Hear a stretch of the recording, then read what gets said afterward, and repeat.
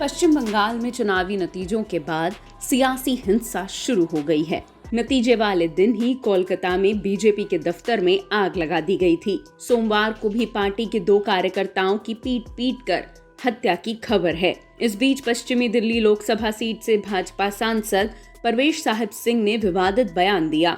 उन्होंने चेतावनी देते हुए कहा कि तृणमूल के नेताओं को भी दिल्ली आना है। मुख्यमंत्री ममता बनर्जी को निशाना बनाते हुए पश्चिमी दिल्ली से बीजेपी सांसद ने ट्वीट करते हुए कहा कि टीएमसी के गुंडों ने चुनाव जीतते ही हमारे कार्यकर्ताओं को जान से मारा, कार्यकर्ताओं की गाड़ियां तोड़ी, उपद्रवी उनके घरों को आग के हवाले कर रहे हैं। याद रखना, टीएमसी के सांसद, मुख्यमंत्री, विधायकों को भी दिल्ली आना होगा। इसको चेतावनी समझ लेना।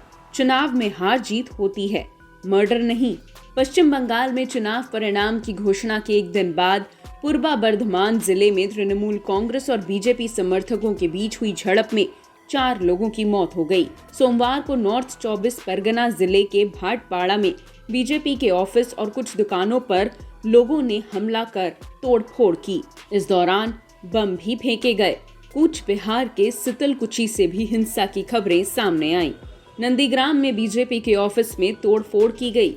हल्दिया में रविवार शाम कुछ बदमाशों ने मीडिया कर्मियों से मारपीट की थी। गृह मंत्रालय ने पश्चिम बंगाल सरकार से राज्य में विपक्षी पार्टी बीजेपी के कार्यकर्ताओं को राजनीतिक निशाना बनाए जाने पर गृह मंत्रालय ने बंगाल सरकार से रिपोर्ट मांगी है। दूसरी तरफ भाजपा नेता कैलाश विजयवर्गीय ने कहा कि भाजपा कार्यकर्ताओं पर ममता बनर्जी की शह पर हमले हो रहे हैं।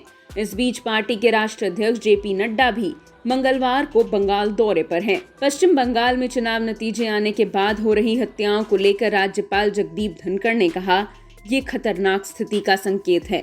मैंने पुलिस अफसरों से राज्य में कानून का राज बहाल करने के लिए सभी कदम उठाने को कहा है और राज्य में हुई हिंसा व तोड़फोड़ पर उठाए गए कदमों की रिपोर्ट देने को कहा है।